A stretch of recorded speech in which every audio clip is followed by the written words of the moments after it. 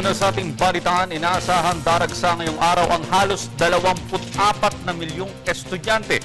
Bagamat nagpahayag ng kahandaan ng pamunuan ng Department of Education, ang kakulangan ng mga silid-aralin pa rin ang pangunahing suliranin ng mga pampublikong paaralan. Para sa detalye, balitaan mo kami, Jessica Aguiluz.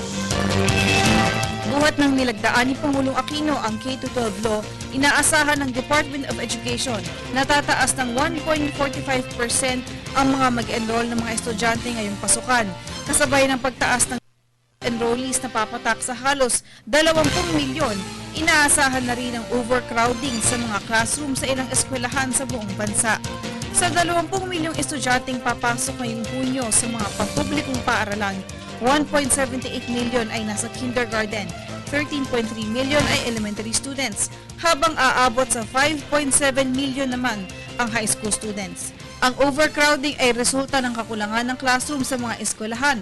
Halos 50 hanggang 60 estudyante sa iba't ibang level ang napipilitang magsiksikan sa isang classroom, ayon sa Republic Act 7880 o an act providing for the fair and equitable allocation of the Department of Education, Culture and Sports budget for capital outlay. Ang standard student-to-classroom ratio ay 1:45. Ibig sabihin, sa isang classroom ay 45 estudyante lamang ang kinakailangan. Upang mabigyang solusyon ang problemang ito, mahigit kumulang 13,000 classrooms ang agarang idinagdag sa Central Luzon. Ito ang pahayag ni DepEd National Capital Region Director Luz Almeda. Maliban dito, nag-organisa rin ng shifting ang ilang paaralan. Magkakaroon ng 3 shifts ang klase bawat araw.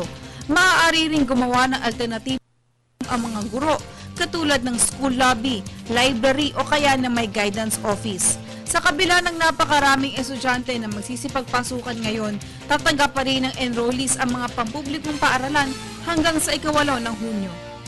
Para sa Telebisyon ng Bayan, Jessica Aguiluz.